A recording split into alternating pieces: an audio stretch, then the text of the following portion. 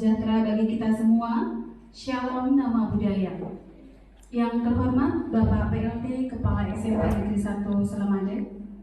Yang kami hormati Bapak Wakil Kepala Sekolah Urusan Kesiswaan, Kurikulum dan Sarana Prasarana, serta Bapak Ibu Guru dan staf tata usaha yang kami hormati. Sebelumnya, marilah kita panjatkan puja dan puji syukur kehadirat Tuhan Yang Maha Esa, Ida Sang Yang Widiwasa. Karena atas anugerah Beliau kita bisa berkumpul bersama pada siang hari ini dalam acara Rapat Koordinasi SMP Negeri 1 Selamade, dirangkaikan dengan diseminasi budaya positif yang akan disampaikan oleh salah satu CGP di SMP Negeri 1 Selamade pada hari ini Selasa tanggal 7 Februari tahun 2023. Baik Bapak Ibu yang kami hormati, seluruh rangkaian acara pada hari ini akan diawali dengan doa. Untuk itu Bapak Ibu kami mohon berdiri.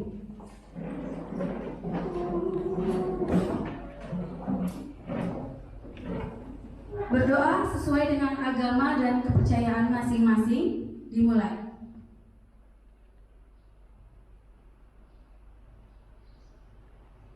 Selesai. Bapak Ibu kami silakan duduk kembali.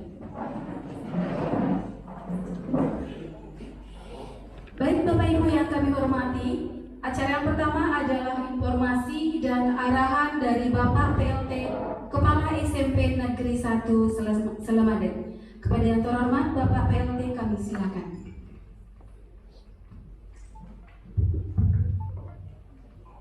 Pertama-tama terima kasih yang sampaikan kepada Bayan Sri dalam hal ini selaku pembawa acara dalam rapat koordinasi di tahun pelajaran 2023 di semester genap. Mungkin rapat koordinasi yang pertama dengan Ditjen. Seluruh lantur jadi sarang-sarang aturan pujo pemasuki Ringil Sang Widi, Tingkali Susunan, Sang Pewayangan, dan Widangan SMP 1 Selamade. Karena atas asam walun berahalnya di hari yang cerah ini, kita diberikan kesempatan untuk berkumpul bersama di tempat ini dengan mengaturkan pengasuhan. Om Swastiastu. Assalamualaikum warahmatullahi wabarakatuh. Salam sejahtera, salam budaya, salam kebajikan, rahayu. Yang terhormat Pak Mati Adi, Wakasat Kurikulum kita, yang terhormat Pak Jero, Pak Wayan Witomo, Wakasat Kesiswaan kita, bersama dengan Bu Niketut Suparni, ya, Wakasat Kesiswaan kita, yang terhormat pula Pak Dewa, Wakasat Sarana Prasarana kita, kemudian yang saya hormati Bapak Ibu Guru beserta staf SMP Negeri 1 Selamade.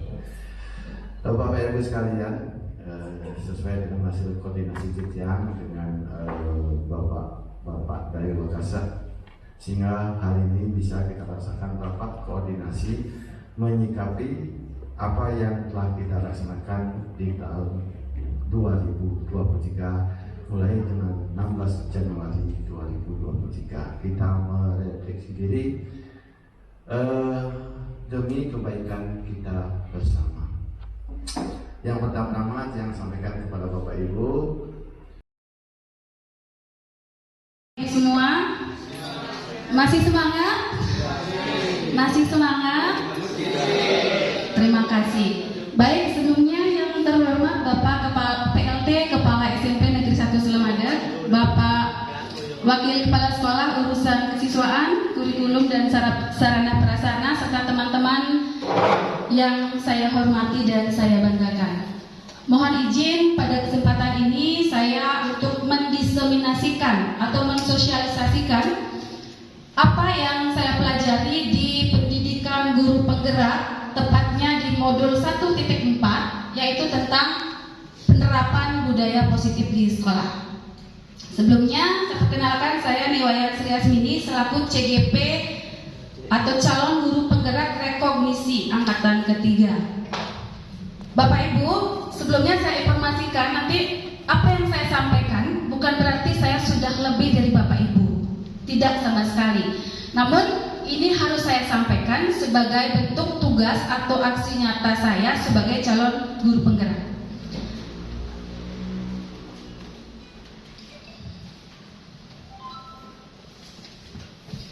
Adapun tujuan dari penyampaian aksi nyata ini adalah nanti kita semua dapat memahami nilai-nilai pendidikan menurut filosofi Ki Hajar Dewantara yang berkaitan dengan budaya positif di sekolah. Kemudian kita sebagai guru mampu memahami posisi kontrol kita sebagai guru dalam mewujudkan budaya positif di sekolah. Kemudian kita juga dapat menguatkan budaya positif yang sudah kita terapkan selama ini di sekolah kita. Jadi itu tujuannya. Sebelum lanjut, mari kita buat kesepakatan belajar. Seperti biasa kita di kelas membuat kesepakatan bersama anak-anak. Jadi selama sesi ini, walaupun ini sudah siang, sudah melewati waktu jam pulang, saya tetap berharap Bapak Ibu tetap fokus.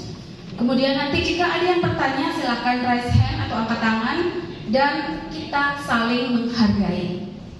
Terima kasih. Bisa dilanjutkan Bapak Ibu? Bapak Ibu lihat di depan ada gambar apa? Gelas ya. Gelasnya berisi air. Coba Bapak Ibu lihat menurut persepsi atau pandangan Bapak Ibu. Bapak Ibu melihat itu sebagai gelas yang setengah penuh atau gelas yang setengah kosong? Saya mohon satu orang menyampaikan persepsinya melihat gambar di depan. Bude Alit silakan. Dari persepsi yang itu adalah gambar Setengah gelas kosong. Oke, satu lagi. Ada yang pandangannya berbeda? Siapa yang gelas setengah penuh? Oke, siapa itu? Pak Dewo, silakan. Baik, boleh saya minta kenapa menurut Pak Dewo itu gelas setengah penuh? Karena berisi air setengah. Oke, baik, terima kasih. Karena berisi air setengah. Bude Alit bisa? Kenapa itu airnya disebut gelas setengah kosong? Agak setengah. Bentar Bapak Wi, barangkali setengah kosong. Setengah terisi. Baik, terima kasih. Tepuk tangan untuk kita semua. Jawabannya semua benar dan semua tidak ada yang salah. Kalau kita lihat itu setengah penuh betul. Kalau kita lihat gelas itu setengah terisi juga betul. Nah, dalam hal ini, dalam penyampaian informasi saya kali ini, saya berharap Bapak Ibu nanti bisa melihat gelas ini sebagai gelas yang setengah kosong. Kosongkan setengah dari gelas Bapak Ibu sehingga nanti akan bisa menerima informasi baru apa yang akan disampaikan. Karena kalau kita merasa gelas kita sudah terisi, itu biasanya akan sulit menerima persepsi atau paradigma baru karena kita sudah merasa berisi gitu. Jadi akan muncul konflik nanti dalam diri kita. Jadi kita kosongkan gelas dalam hal ini, Bapak setengah aja. Walaupun saya percaya Bapak Ibu semuanya sudah berisi seperti itu. Oke. Nah, tugas yang harus saya sampaikan saat ini adalah ada nanti materi paradigma perubahan belajar, ada tentang disiplin positif, ada tentang motivasi perilaku, kebutuhan dasar, ada 5 posisi kontrol guru, ada tentang keyakinan kelas, segitiga restitusi, dan nanti pengalaman saya menerapkan tugas-tugas ini di kelas saya.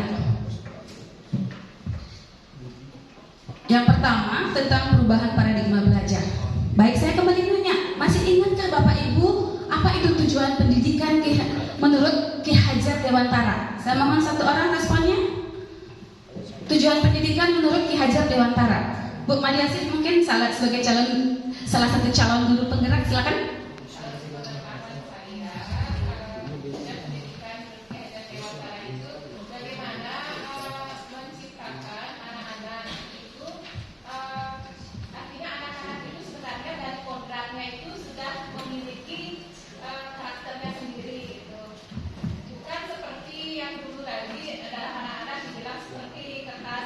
kosong gitu.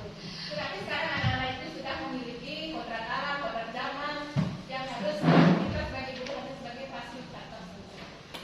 Terima kasih Ibu, luar biasa. Kita berikan aplaus buat Bu Madiasi. Jadi Bapak Ibu ya, Bapak Ibu bisa lihat di layar. Betul yang disampaikan Bu Kadek Madiasi, tepat sekali.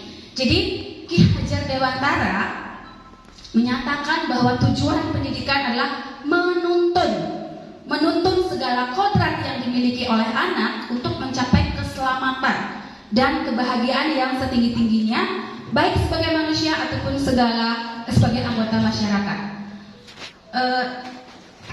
Bapak tak bisa melihat jadinya Pak ya. Mungkin kalau mau pindah saya persilakan ya. Nah, dalam menuntun ini, jadi paradigma belajarnya di sini itu adalah seperti yang disampaikan oleh Bu Madiasi. Jadi murid itu tumbuh betul, dia sesuai dengan kodratnya. Ada yang disebut dengan kodrat alam dan kodrat zaman. Kalau kodrat alam ini berkaitan dengan apa Bapak Ibu? Berkaitan dengan bentuk lingkungan di mana siswa itu berada. Sedangkan kodrat zaman itu sesuai dengan isi dan irama. Zaman dulu dengan zaman sekarang itu beda, tidak bisa kita samakan. Begitu menurut filosofi KHD. Kemudian sekolah merupakan tempat persemaian benih-benih kebudayaan. Dan kita sebagai guru itu bertugas untuk menuntun murid sesuai dengan kodratnya. Sebuah budaya akan terbentuk semakin kuat jika kita semua warga sekolah, khususnya murid-murid, mampu menerapkan budaya positif. Nah, pembiasaan ini dilakukan guna menuju profil pelajar Pancasila sesuai dengan IKM kita saat ini. Bapak Ibu, saya ajak mengingat kembali, mungkin Bu ini mohon dibantu pembiasaan positif apa yang sudah biasa dilakukan di sekolah kita selama ini. Budaya positif apa yang sudah dari dulu biasa kita terapkan.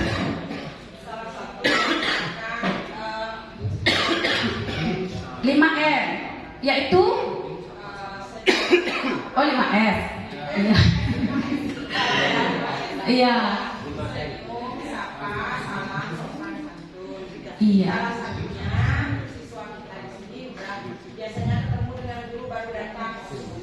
Iya, betul. Dari lama Bu ya, kita sudah menerapkan budaya positif ini. Ada lagi yang lain?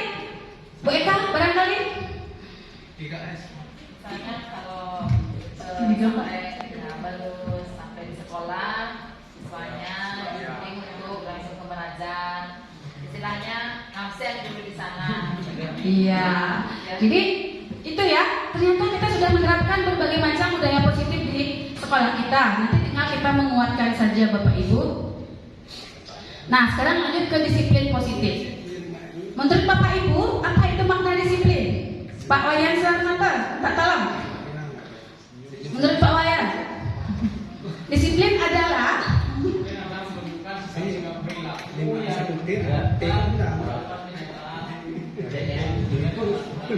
iya, perilaku yang sesuai dengan aturan.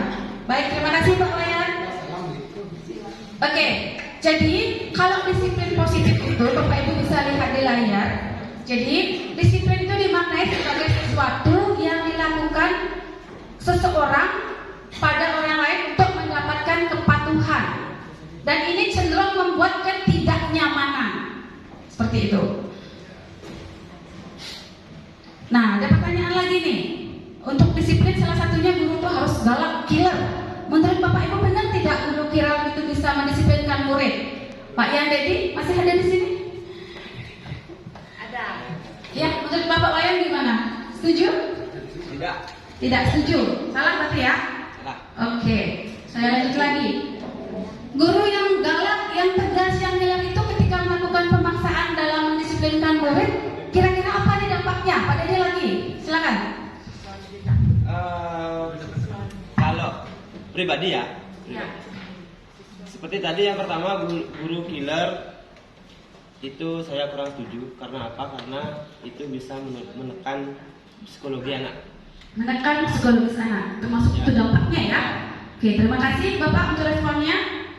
Ada lagi yang mau respon? Pak Widiana barangkali? Ya, terima kasih. Kalau menurut pandangan saya, guru killer itu yang membunuh karakter itu.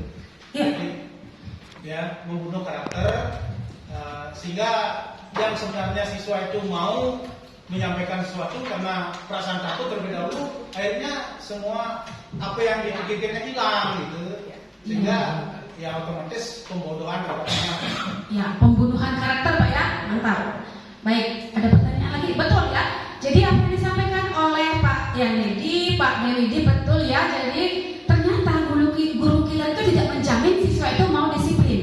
Karena seperti yang disampaikan Pak Yanedi dan juga Pak Widi, dia akan disiplin sifatnya kalaupun mau itu takut itu sifatnya jangka pendek. Paling di depannya Pak Widi aja nanti dia mau gitu, di belakangnya lagi gitu. Belakangnya di depannya Pak Dedi mau dia disiplin, setelah nggak dilihat lagi dia nggak disiplin. Itu sifatnya jangka pendek. Kemudian selain pembunuhan karakter seperti yang disampaikan oleh Pak Widiana, jadi itu juga membuat siswa ternyata tidak tertarik untuk belajar mengikuti pelajaran kita karena kita dirasanya menekan seperti itu, psikisnya terganggu seperti yang disampaikan Pak Dedi, dan ini membatasi siswa untuk berekspresi seperti Pak Widi tadi, ya. Lalu siapa nih yang berperan mendisiplinkan siswa? Apakah guru, kepala sekolah, orang tua, atau siswanya sendiri? Semua ya Bapak Ibu ya, bersama-sama. Baik. Nah sekarang saya agak cepat sedikit ya. Jadi ini tentang motivasi perilaku manusia. Jadi perlu juga saya informasikan bahwa menurut Yanni Dosen, namanya ahli ya, terkadang kita itu melakukan sesuatu karena kita itu untuk menghindari rasa sakit, menghindari rasa takut, menghindari ketidaknyamanan. Itulah kita makanya melakukan sesuatu. Nah, ada pertanyaan di bawahnya. Kalau saya boleh tahu ya, apa alasan Bapak Ibu hadir tepat waktu masuk ke kelas? Minta tolong bantuannya Bu Ketua. Ibu masuk kelas tujuannya apa? Iya. Supaya anak-anak bisa mencontoh kita dalam melaksanakan kedisiplinan di sekolah. Wah mantap, menjadi teladan Bu ya. Kita berikan aplaus. Oke, ada yang lain? Ada yang lain? Ada yang ingin barangkali yang lain gitu? Rajin masuk kelas tepat waktu biar apa gitu? Bu ini, silakan. Tujuan. Biar anak-anak itu pertama seperti bilang tadi disiplin mengikuti gurunya, terus supaya tidak terjadi pengerusakan di dalam kelas karena anak-anak zaman sekarang itu sering melakukan pengerusakan, bermain dan lain sebagainya. Oke, terima kasih Ibu, luar biasa. Ternyata ibu-ibu saya di sini sudah muncul motivasi ekstrinsik ya, bukan motivasi eksternal. Jadi Ibu rajin masuk kelas bukan karena ingin dipuji oleh murid atau teman-teman Ibu karena rajin, bukan. Tapi memang Ibu pantas untuk itu gitu. Jadi bukan juga karena takut dimarahi oleh kepala sekolah gitu. Nanti dilihat Pak Kepala Sekolah kelas saya kosong. Nah, ketika Ibu melakukan seperti yang Ibu sampaikan tadi, itu sudah motivasi perilaku Ibu itu sudah dari dalam diri, bukan lagi dari luar gitu. Nah, seperti saya sampaikan tadi, Diana Dosen itu menyebutkan ada 3 motivasi perilaku. Yang pertama, untuk menghindari ketidaknyamanan. Gitu. Kalau itu misalnya paksa mukul gitu. Kalau murid kan, kalau misalnya kita udah dipanggil kepala sekolah nanti gitu. Itu faktor eksternal saya bilang tadi. Kemudian yang kedua, untuk mendapatkan penghargaan atau pujian. Ih, Bu ini marah rajin gitu. Bang rajin orang semang-semang anak di sekolah, padahal udah ngabsen gitu. Itu namanya masih motivasi eksternal.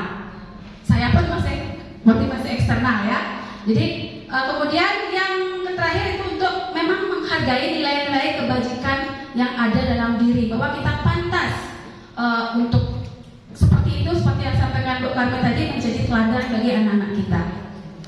Baik, ada 3 motivasi perilaku. Saya lanjutkan. Nah sekarang ada hukuman, ada konsekuensi, dan ada restitusi. Ada yang bisa hukuman itu apa? Bapak Ibu bisa lihat ya. Jadi hukuman itu ketika kita memberikan hukuman kepada anak, seperti yang disampaikan tadi oleh teman-teman, ternyata itu berbeda dengan nanti ada konsekuensi dan restitusi. Kita lihat bedanya satu-satu. Kalau hukuman itu bersifat satu arah.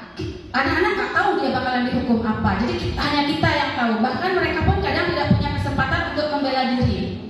Pesak, gitu misalnya langsung. Nah kemudian tidak ada kesepakatan untuk perjanjian sebelumnya. Nanti kalau salah misalnya kamu begini nggak ada. Kalau dia salah tiba-tiba lari gitu dan seterusnya. Dan hukuman bisa diberikan berupa fisik maupun psikis gitu. Nah kalau konsekuensi ini juga sama untuk disiplin ya.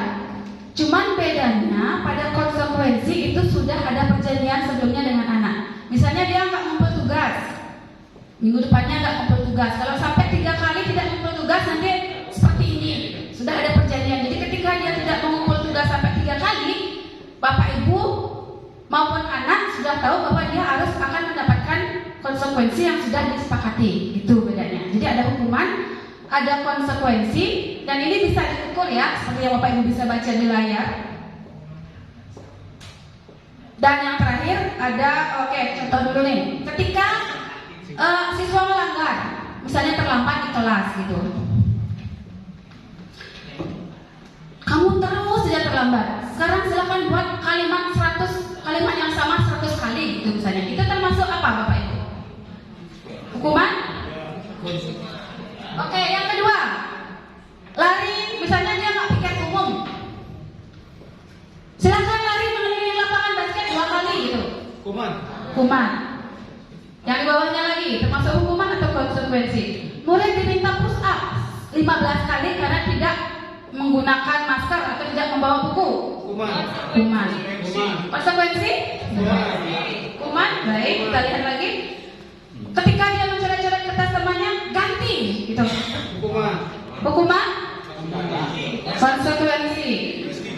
Kemudian membersihkan tumpahan air di meja karena tersenggol pada saat belajar. Konsekuensi. Yang paling bawah, murid disuruh mengenakan sepatu seharian di sekolah karena tidak mengenakan sepatu hitam.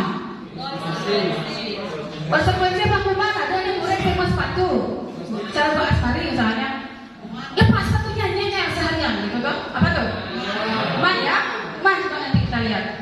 Yang terakhir lagi, lari mengelilingi lapangan basket 2 kali karena terlambat 10 menit pelajaran PJOK. Konsekuensi. Oke, kita lihat jawabannya dari atas. Nah, yang termasuk konsekuensi itu ternyata yang Bapak Ibu bisa lihat yang membersihkan tumpahan air, nah, kemudian disuruh mengenakan sepatu seharian di sekolah karena tidak mengenakan sepatu, itu hukuman. Yang paling bawah itu konsekuensi. Jadi nanti bisa membedakan, tadi sudah saya jelaskan, hukuman itu satu arah, kalau konsekuensi sudah ada perjanjian sebelumnya gitu. Oke.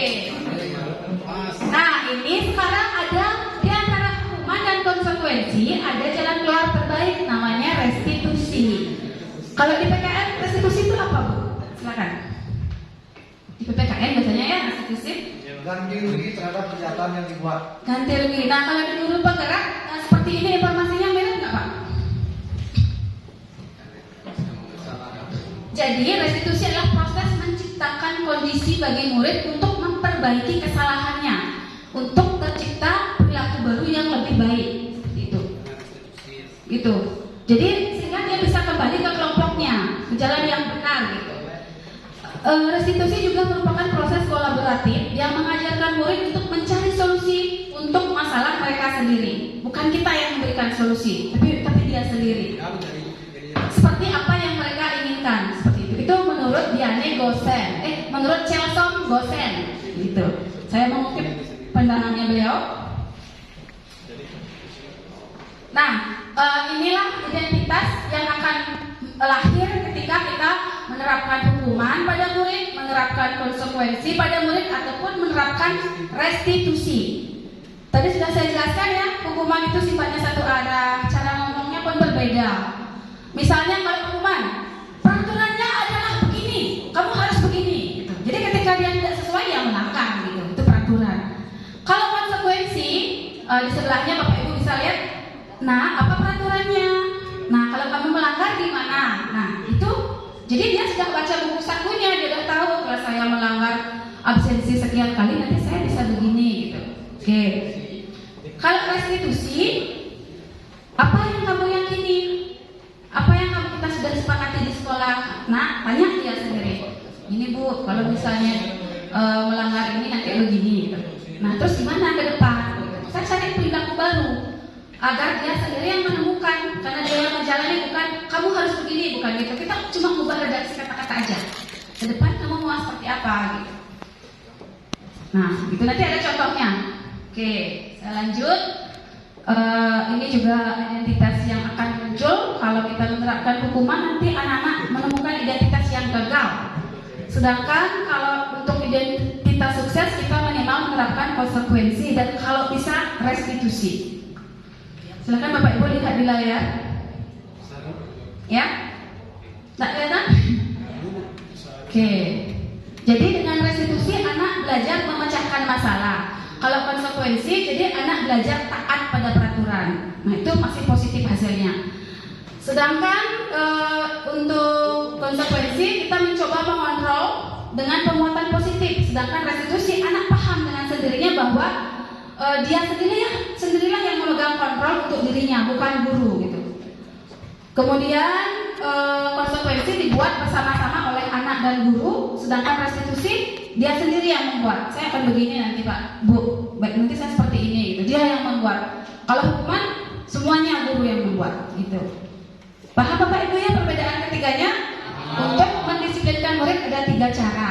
Boleh hukuman, boleh konsekuensi, dan boleh restitusi. Di pendidikan guru penggerak diharapkan kita tidak menempuh yang pertama. Minimallah konsekuensi seperti itu.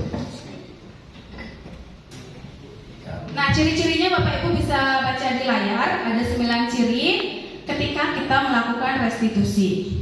Yang pertama, jadi anak-anak melakukan itu bukan untuk menebus kesalahan yang sudah dia perbuat, tapi kita mengajak anak untuk belajar dari kesalahannya, gitu ya. Bukan menebus kesalahan, tapi belajar dari kesalahan. Kemudian kita belajar memperbaiki hubungan, itu cirinya. Dari komunikasi kita itu ada perbaikan hubungan. Kemudian ada tawaran, bukan paksaan. Terus restitusi mencari kebutuhan dasar yang diperlukan oleh anak. Kemudian fokus pada karakter, bukan pada tindakan. Fokus pada solusi dan mengembalikan murid yang salah pada kelompoknya. Itu 9 ciri restitusi. Nah, dalam penerapan praktek segitiga restitusi, ketika kita menangani murid yang bermasalah, ada 3 langkah nanti Bapak Ibu. Yang pertama adalah menstabilkan identitas. Yang kedua, validasi tindakan yang salah. Dan yang ketiga, menanyakan keyakinan. Seperti apa contohnya? Misalnya ketika anak kita melanggar, misalnya kayak Dandi yang sering tidak masuk gitu, atau ada anak kita yang misalnya senang mencaci gitu, ngejek teman. Pada posisi atau langkah yang pertama, bagaimana cara kita menstabilkan identitas? Seperti ini misalnya. Nah, nak dulu gitu, bapak masih guna di murid, nak tahan masih kita bidang. Itu kita menerima kesalahannya dia gitu.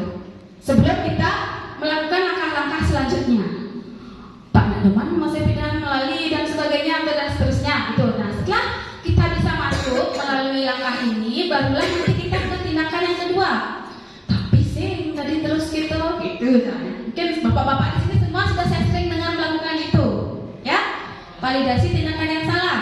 Menurut Dandi sing terus sing masuk, sing kok pasti itu dia jawab. Nah, itu nawak ya gitu. Nah, gitu misalnya. Kemudian setelah kita memvalidasi mana tindakan yang benar sebenarnya, mana tindakan yang salah, dengan sebelumnya kita menerima kondisi dia seutuhnya gitu, barulah kita masuk ke tindakan yang ketiga, yaitu menanyakan keyakinan. Kalau terus begini gimana terus solusinya? Kayak Dandi misalnya, terus nggak masuk, terus bangun siang, kayak cara dia bisa menemukan sendiri semuanya solusinya. Nah, mana kapan sih apa ibu konser gue gitu dia jawab kan? Sudah menemukan solusi sebenarnya. Seberapa yakin kamu bisa? Ya coba lu kok. Dan perubahan sikap atau karakter tidak semudah membalikkan telapak tangan Bapak, itu butuh proses. Jadi kita harus terus pantau hingga nanti dia bisa kembali menjadi posisi yang kita harapkan. Seperti itu. Jadi saya menyampaikan langkah-langkahnya. Tuh ya. Oke, saya lanjut.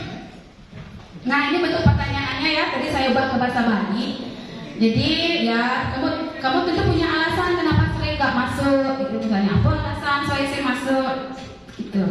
Itu termasuk dia ke menanyakan keyakinan. Oke. Bapak Ibu, setelah mendengar penyampaian saya barusan dan melihat tabel-tabel itu, apa yang akan Bapak Ibu lakukan ketika menemukan siswa yang perilakunya negatif? Oke, siapa yang belum bawa? Minta tolong biar tidak. Silakan Bapak. Kalau Bapak menemukan siswa di kelas Bapak ada yang berperilaku negatif, setelah mendapatkan pemahaman baru tentang restitusi, tentang konsekuensi, apa yang akan Bapak lakukan? Memberikan tugas baru. Memberikan tugas baru sebagai bentuk restitusi atau konsekuensi. Luar biasa, dan berikan aplaus Bapak bawah. Mana nih aplausnya? Oke, terima kasih. Kalau Pak D kami tak bantuannya, kalau ada boleh Bapak yang bermasalah nih, gimana Bapak menyelesaikannya? Dengan teknik mana? Yang biasanya, Iya, nggak apa-apa. takutnya gimana? Mungkin awak ini, kalau sampai kita malu ngegas nanti. Iya, mantap. Iya. Ternyata dia itu paling tipis, nah dulu proses. Bapaknya sudah yang ketemu, karena bapaknya berjam dulu. Makanya dia sembang, bapak panahnya karena waktu kita berjam yang berani. Nah, jalan yang ada di kelas kita. Iya, luar biasa. Berarti Bapak sedang menerapkan restitusi, cuman mungkin belum tahu namanya Pak ya, belum tahu istilahnya ya. Ya mungkin dalam Iya, istilahnya belum tahu, tapi ternyata teman-teman di sini sudah menerapkan dari dulu. Cuman baru tahu oh, itu namanya restitusi, gitu ya. Oke, saya lanjut.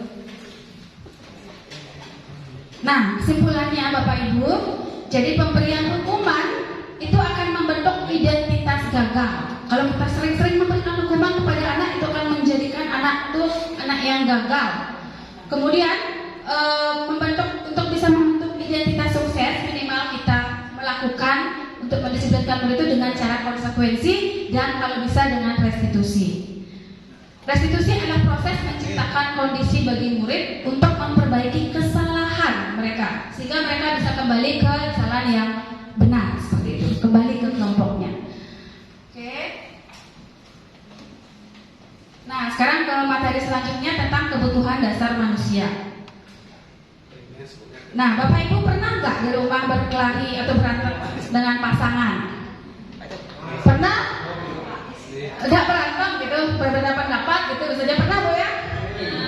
Kira-kira kenapa berantem? Berbeda pendapat ya? Yang enggak pernah berantem? Pernah. Berarti di situ ada perbedaan kebutuhan. Ya mungkin suaminya lagi butuh, ibu enggak. Itu jadilah berantem, betul tidak? Butuh uang maksudnya. Oke, jadi perbedaan kebutuhan.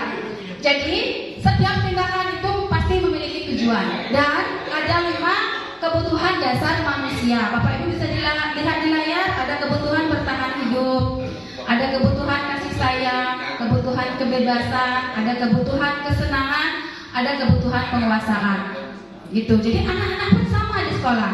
Nah, anak-anak yang sering melanggar, yang sering kita anggap anak nakal, itu salah satu kebutuhannya pasti belum terpenuhi. Makanya dia mencari perhatian di sekolah seperti itu. Nah, contoh Dandi, kita sudah bisa lihat ya, salah satu kebutuhannya belum terpenuhi. Kebutuhan apa Bapak Ibu? Siswa kita Dandi. Kasih sayang. Iya, perhatian ya. Mungkin bertahan hidup dia sudah terpenuhi ya, bisa cari uang gitu. Kasih sayang mungkin yang kurang, seperti itu. Kesenangan mungkin yang kurang, gitu. Nah, itu yang harus kita pahami. Oh, berarti kalau ada murid kita nakal, berarti ada salah satu kebutuhannya yang tidak terpenuhi. Itu yang harus kita tahu. Kita bantu seperti itu. Cari mengarahkan dia menemukan solusi untuk memenuhi kebutuhan yang masih dia perlukan. Itu menurut di pendidikan guru penggerak. Kalau nanti kita realnya boleh kita coba.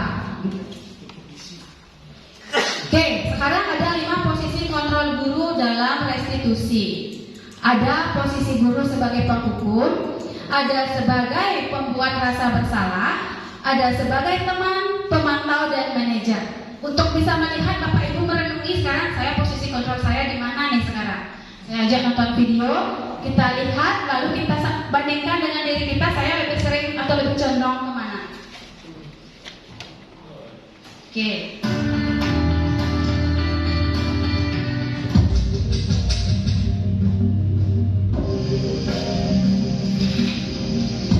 Jadi ini ada siswa yang terlambat, namanya Naren. Naren! Sini kamu! Selamat pagi, Bu.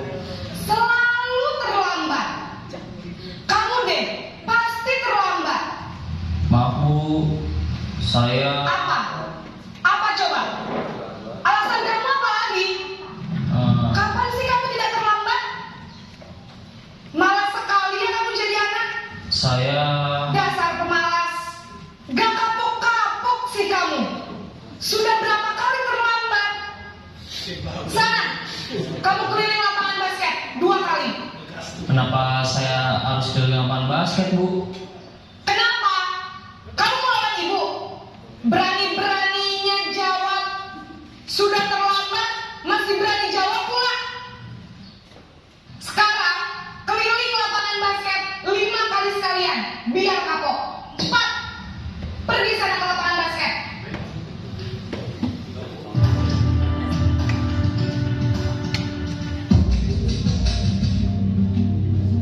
Nah, ini untuk contoh yang membuat rasa bersalah. Kalau tadi itu posisi penghukum.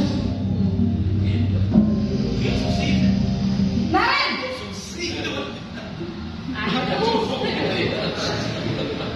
Selamat pagi, Bu. Naren. Kamu kenapa terlambat lagi, nak? Ya Tuhan, Naren. Kamu senang ya bikin ibu susah ya? Kalau kamu terlambat lagi, nanti ibu yang ditegur bapak kepala sekolah, nak. Disangka ibu tidak bisa membina kamu. Duh, gimana ini? Maaf, Bu. Duh, Gusti Naren. Kamu suka ya kalau ibu ditegur bapak kepala sekolah? Terus, sekarang ibu harus tulis apa yang di buku absen? Ini kamu sudah sering terlambat loh. Ibu harus apa coba? Maaf, Bu. Maaf sekali. Ya sudah, lain kali jangan bikin ibu susah lagi ya nak ya. Ibu tidak akan kuat lagi kalau kamu begini terus. Bisa jantungan kalau ibu ditegur bapak kepala sekolah. Sana cepat ke kelas. Maaf ya, Bu. Maaf sekali. Nah, itu pembuat rasa bersalah. Ada yang pernah mirip seperti itu? Posisi pembuat rasa bersalah berbicara dengan nada tenang.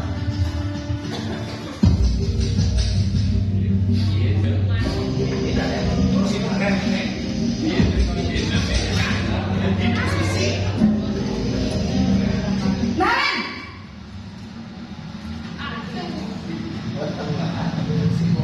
Selamat pagi, Bu. Wah, sudah jam berapa ini nak? Terlambat lagi ya sayang. Iya, Bu. Habis ibu saya lupa membangunkan saya, Bu. Kamu malah menyalahkan ibu kamu. Kamu bukannya anak yang larinya paling kencang. Kok terlambat sih? Iya, Bu. Saya memang terlambat bangun tadi. Jadi biarpun saya lari kencang, tetap gak kejar, Bu. Ya sudah sana. Nanti lain kali larinya lebih kencang lagi ya. Biar gak terlambat lagi. Bikin seneng ibu. Demi ibu. Bisa kan? Bisa lah, Bu. Ya sudah sana masuk kelas. Ibu beresin urusan absen kamu. Kamu ini ada-ada saja. Nah, ada yang kayak gitu?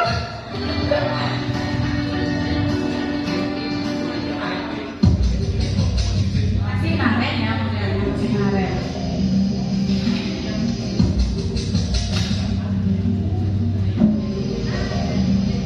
Naren!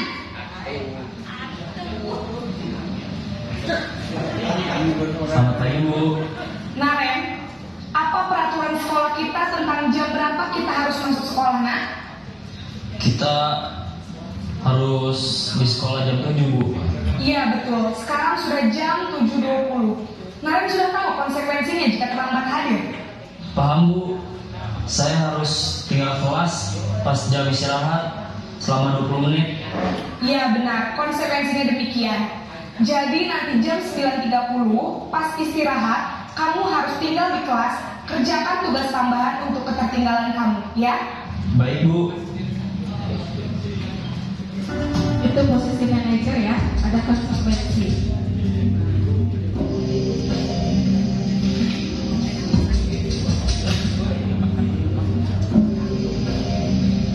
Naren! Maaf yang tadi pemantau, yang ini baru manajer. Selamat pagi, Bu. Selamat pagi Naren. Maaf, Bu. Saya terlambat. Iya, sekolah masuknya jam 7, sekarang sudah jam 7.20. Jadi sekarang bagaimana ini Naren? Maaf, Bu. Saya lupa setel alarm saya semalam.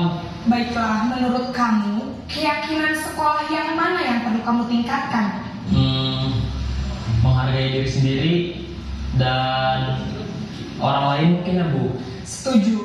Jadi, apakah Naren meyakini prinsip saling menghormati tersebut? Iya, Bu. Saya meyakininya. Apakah Naren bersedia memperbaiki masalah keterlambatan ini? Bersedia, Bu. Bagaimana kamu akan perbaiki masalah keterlambatan ini? Saya akan coba untuk tidak lupa menyetel alarm saya, Bu. Baik, kalau Naren lupa menyetel alarm di rumah, ada orang yang kira-kira bisa bantu mengingatkan tidak? Ada, Bu. Kakak saya, Kak Emma. Ada lagi selain Kak Emma? Selain Kak Emma, ada ibu saya. Baik, jadi yang mengingatkan Naren adalah Kak Emma dan ibu kamu ya? Kira-kira akan mulai setel alarm kapan nih Naren? Setelah pulang sekolah, akan segera saya lakukan. Baik, jadi Naren akan setel alarm untuk bangun besok pagi dan akan diingatkan oleh kakak dan ibunda Naren ya. Ada lagi yang mungkin perlu dilakukan Naren agar tidak terlambat bangun lagi? Tidak ada, Bu. Baik Naren, terima kasih untuk kerjasama kamu. Sekarang kamu perlu kembali ke kelas untuk belajar. Baik, Bu. Terima kasih.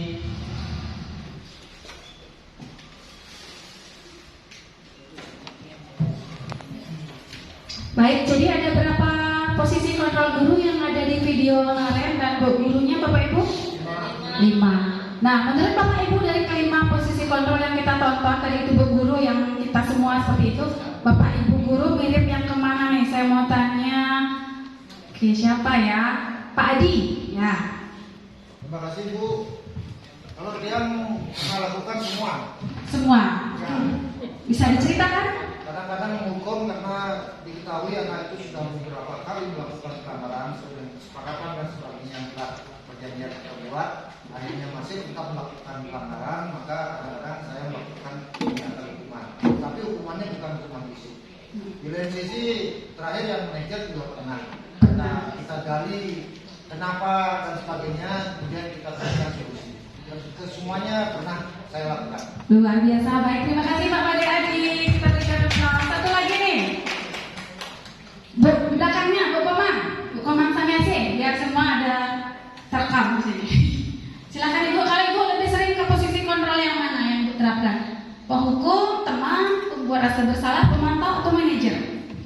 Ya, terima kasih. Kebetulan tadi saya wali 9K itu anak yang bernama Widya Pratnyana. Dia kan sering sakit, sudah sering saya tegur kenapa gitu, karena latar belakang dia itu tidak punya bapak. Terus dia ikut membantu mencari pemasukan gitu, katanya malam-malam jualan nasi, minuman gitu.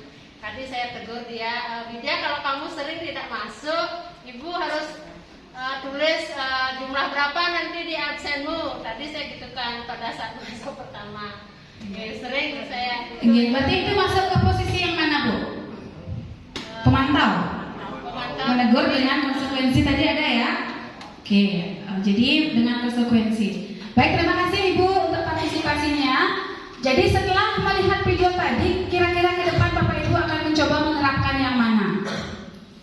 Manajer ya, luar biasa.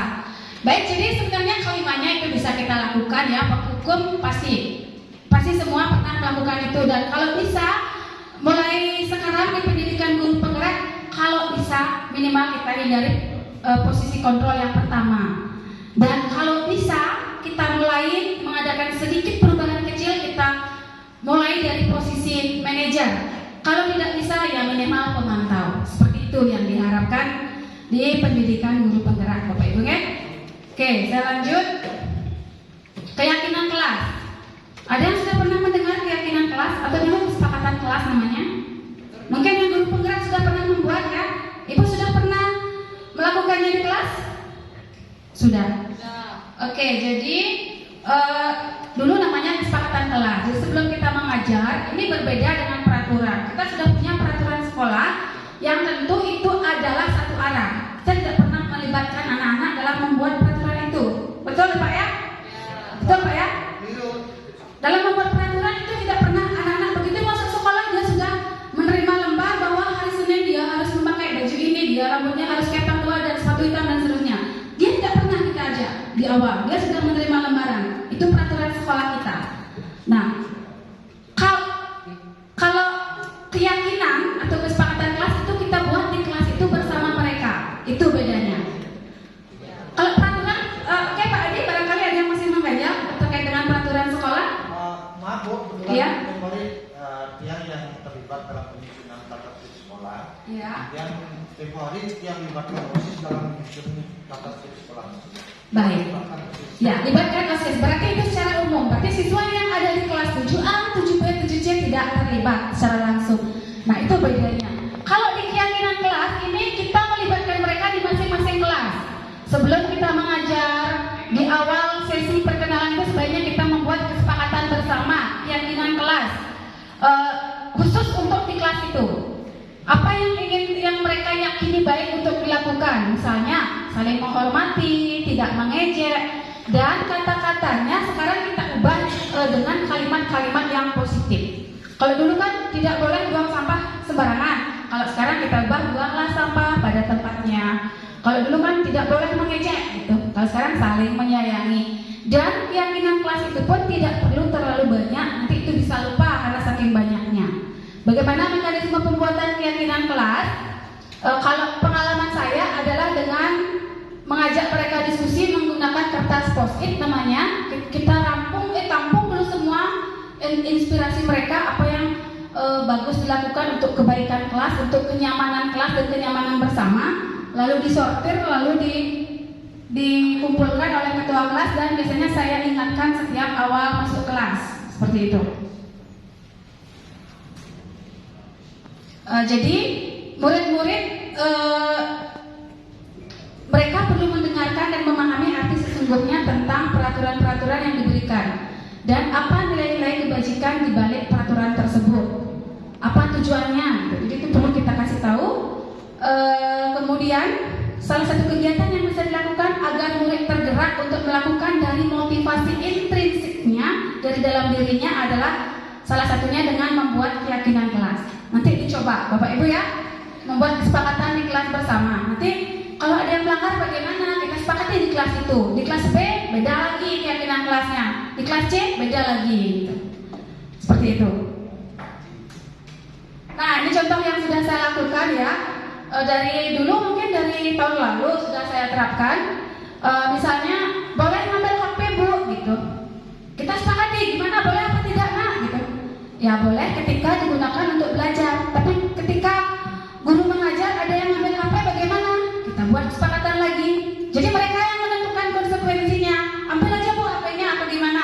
Kita tulis. Ada sekretaris yang menulis, kita catat. Jadi bukan kita yang satu arah gitu loh. Jadi kita sudah dari proses diskusi. Nah, itu keyakinan kelas. Baik, ini Bapak Ibu contoh yang saya lakukan. Ini kelas masih pakai masker ya. Dulu sudah masa Covid saya sudah menerapkan ini. Dan asukara untuk kelas itu, untuk kelas yang saya ampu, ketika saya masuk kelas itu aman, nyaman seperti itu. Nah, ini pengalaman saya. Tapi mohon maaf jika diskusinya mungkin memang saya aslinya agak gerecek gitu ngomongnya ya Bapak Ibu ya. Saya putar.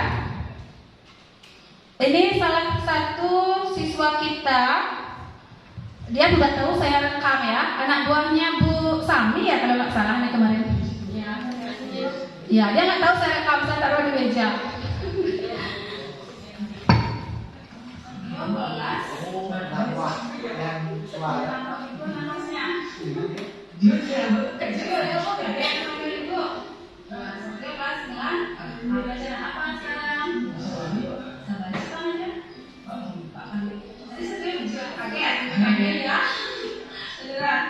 Maaf ya, jangan kaget. Oke, Satrio, gini, ibu langsung aja ya, biar lama dari saya.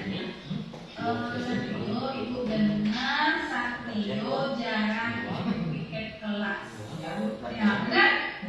Oke, jarang apa sering apa selalu? Jarang. Jarang aja. Jarang. Baik, jadi ya ibu tidak menyalahkan ya, karena juga ada rekam ya, kalau biasanya nggak benar sih kalau gitu, tapi karena saya jika sadurnya benar sering bersama. Kalau sadur tidak diterima. Salah apa baik atau gimana? Salah ya. Oke, sadur kalau itu ya. Tapi Pak Sadur tetap sering melakukannya. Oke. Nah, terus apa? Jadi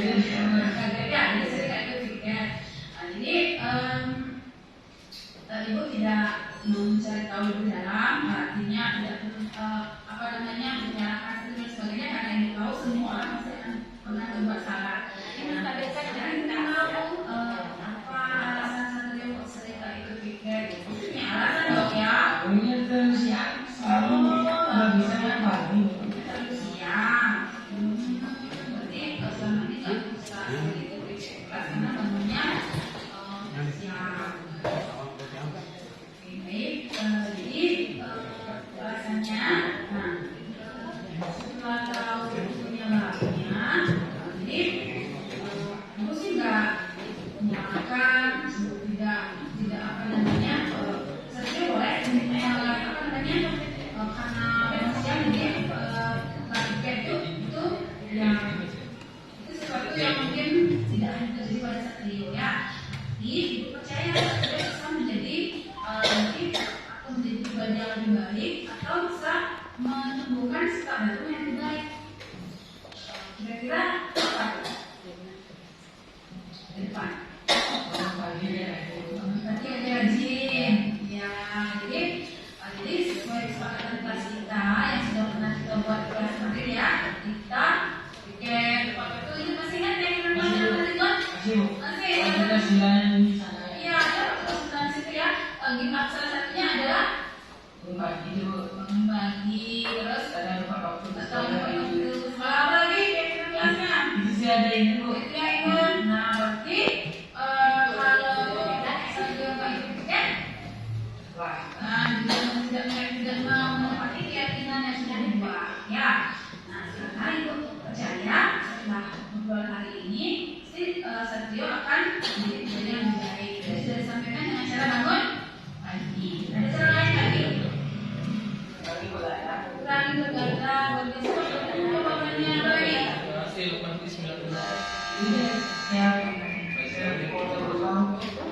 Benar, hati ya.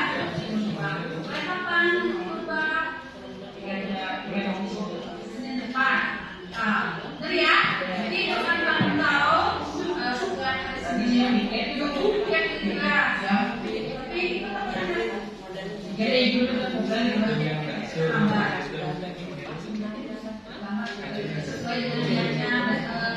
Satrio ya. Oke, caranya sudah Satrio informasi juga ada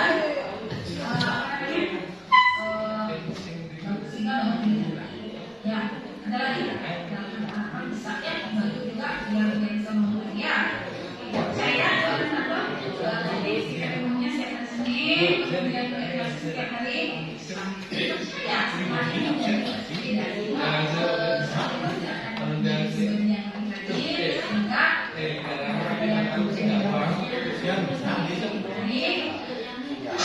kaget. Nah, saya mau minta testimoni gimana perasaan Satrio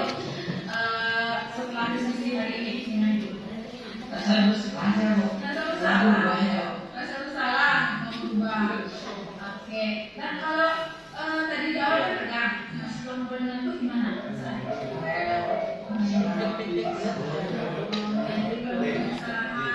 Nah, kalau cara ini membuat dari itu menjadi pekerja pribadi gimana?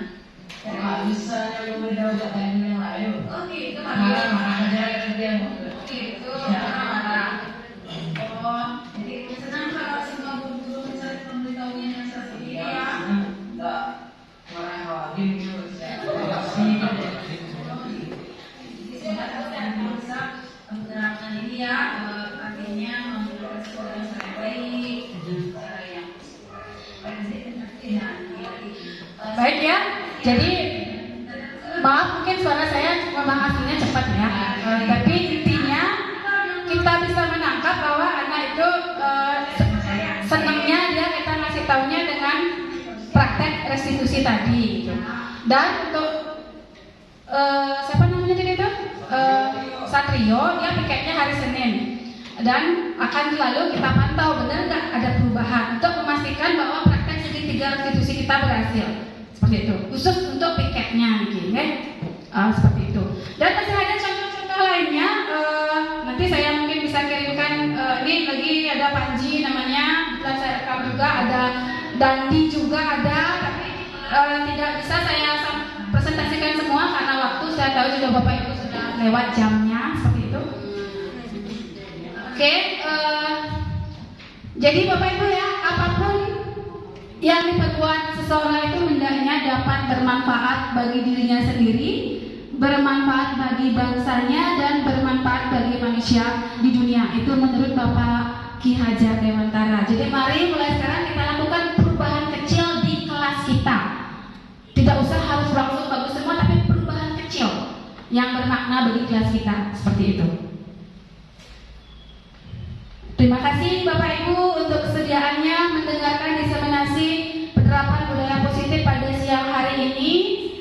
Semoga ke depan budaya positif di sekolah kita tercipta guna terwujudnya profil pelajar Pancasila. Bapak Ibu, sebelum sesi ini berakhir, jadi nanti saya akan membagikan link refleksi di grup WA ya. Saya mohon berkenan Bapak Ibu untuk mengisi melalui HP masing-masing Bapak Ibu ya. Jadi nanti itu juga merupakan bagian dari proses aksi nyata yang saya lakukan pada hari ini. Baik Bapak Ibu, demikian yang saya sampaikan. Sebelum saya akhiri, ada pertanyaan terkait dengan budaya positif ini? Sudah jelas. Jelas Bapak Ibu ya? Ya baik, terima kasih. Semoga seperti tujuan awal kita di awal tadi, kita bisa kembali menguatkan lebih kuat lagi budaya-budaya positif yang selama ini sudah biasa kita terapkan. Seperti itu, sudah sering kita lakukan. Semoga sekolah kita semakin baik, semakin terwujudnya sekolah ramah anak, nyaman, dan terwujudnya profil pelajar Pancasila. Sekali lagi terima kasih Bapak Ibu.